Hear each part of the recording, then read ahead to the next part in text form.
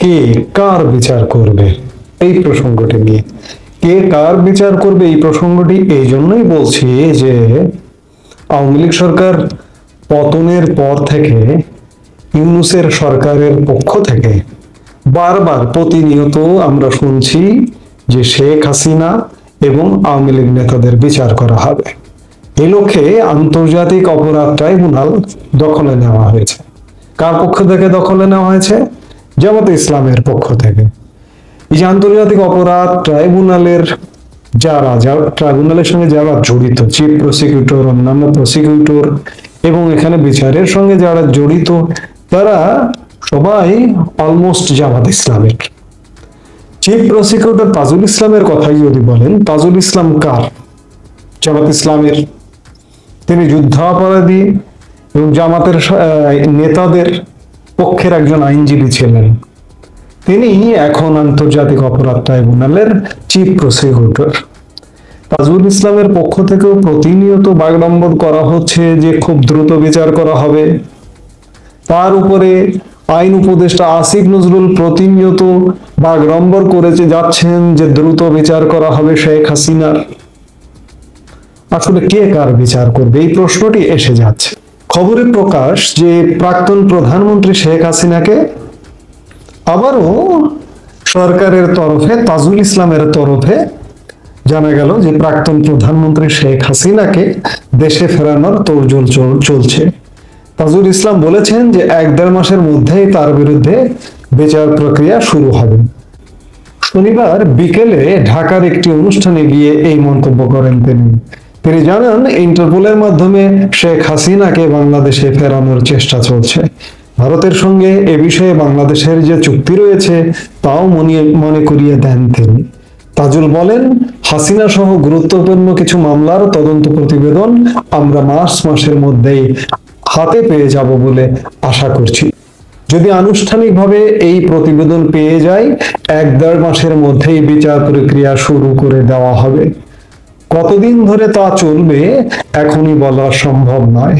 নথির পরিমাণ, সাক্ষীদের বয়ান বিচার করে আদালত সেই সংক্রান্ত সিদ্ধান্ত নেবে। আমাদের দিক থেকে যত দ্রুত বিচার প্রক্রিয়ায় কাজ এগোনো যায় সেই চেষ্টা করব। ট্রাইব্যুনালের বিচার কোনো বিরতি ছাড়াই চলবে। শেখ হাসিনার বিচার সংক্রান্ত বিষয়ে তাড়াহুড়া করছেন না বলেও জানান তাজুল। এ বিষয়ে সাধারণ মানুষের আকাঙ্ক্ষাও যাতে নষ্ট না হয়ে যায় তা নিশ্চিত করা হবে, এমনটাই বলেছেন তাজুল ইসলাম, ইত্যাদি ইত্যাদি বলেছেন। এর আগে আইন উপদেষ্টা কয়েকদিন আগে, বেশ কিছুদিন আগে বলেছিলেন যে অক্টোবরের মধ্যে বিচার কাজ শেষ করা হবে। অর্থাৎ বিচারের ব্যাপারে একটা তাড়া আছে, তাড়াহুড়া চলছে, বিচার বাস্তবায়নের চেষ্টা চলছে।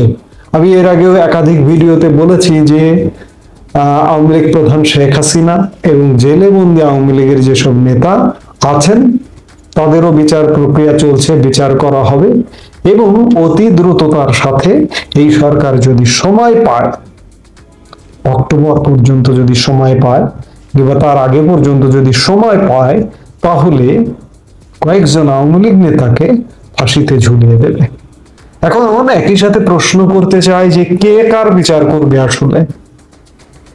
28 ফেব্রুয়ারি রাতেও আওয়ামী লীগ প্রধান শেখ হাসিনা ভার্চুয়ালি আওয়ামী লীগের ফেসবুক পেজ এবং ইউটিউব চ্যানেলে যুক্ত হয়েও তিনি দেশে ফেরার দৃঢ় আশাবাদ ব্যক্ত করেছেন এবং সেই চ্যানেলে যুক্ত হয়েছিলেন তিনি মূলত আওয়ামী লীগের নির্যাতিত নেতা কর্মীর দুঃখগাথা শুনে তার বক্তব্যে তিনি বলেছেন, আমি দ্রুত দেশে ফিরব এবং দ্রুত দেশে ফিরে এই অপরাধীদের এবং মোহাম্মদ ইউনূস গণের বিচার করব। এখন প্রশ্ন হচ্ছে কে কার বিচার করবে? আসলে সর্বোচ্চ বিচারক এবং সর্বোচ্চ পরিকল্পনাকারী তো মহান আল্লাহ পাক। তিনি কাকে কোন অন্যায়ের বিচার হতে দেবেন তিনিই জানেন। একদিকে মোহাম্মদ ইউনূস এবং মোহাম্মদ ইউনূসের লোকজন বলছে শেখ হাসিনা এবং আওয়ামী লীগ নেতাদের গণহত্যার দায়ে বিচার করবেন, আরেকদিকে শেখ হাসিনা বলছেন তিনি দেশে ফিরবেন এবং মোহাম্মদ ইউনূসের বিচার করবেন, ইউনূস গণের যারা জড়িত আছেন তাদের বিচার করবেন। আসলে কি ঘটতে যাচ্ছে?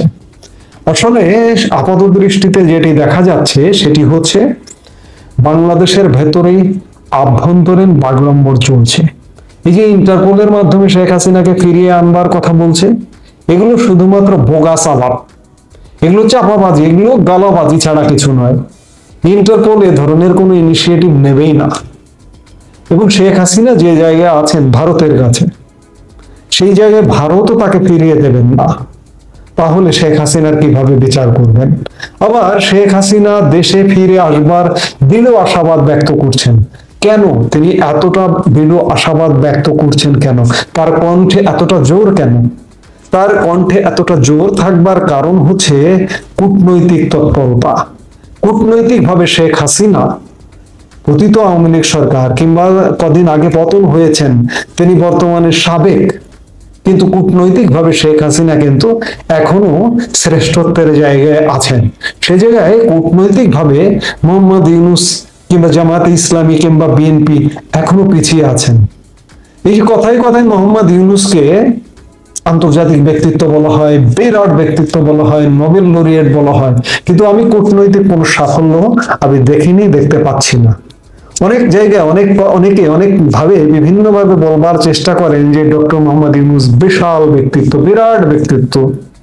সেই বিরাট কি কি ঘটনা ঘটিয়েছেন গত 7 মাসে একটু যদি ব্যাখ্যা করে বলতেন, তাহলে আমরাও জ্ঞানী হতে পারতাম।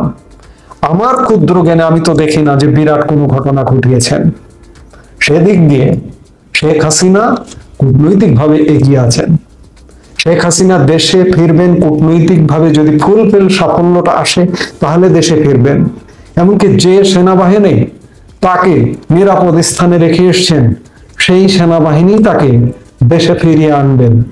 এবং ফিরিয়ে এনে এই যে যারা বাগড়ম্বর করছেন দেখা যাচ্ছে তাদেরই বিচার হচ্ছে। আমি আগে বললাম যে আসলে সবকিছুর পরিকল্পনাকারী বিচারক মহান আল্লাহ। আল্লাহ জানেন আসলে কে কার বিচার করবে। মোহাম্মদ ইউনূসের পক্ষে বিচার করে যাওয়া কোনোভাবে দেখতে পাচ্ছি না। একটা দেখা যায় তো যে একটা দূরে দৃষ্টি দিলে যে পেছনে এই দৃশ্যের পরে ওই দৃশ্য আছে, দেখতে পাচ্ছি না। কিন্তু শেখ হাসিনা যে দেশে ফিরবেন এবং বিচার করবেন এটি কিন্তু দেখতে পাচ্ছি। সেই জায়গা থেকে এখন আমাদের অপেক্ষা করতে হবে যে আসলে কে কার বিচার করবেন।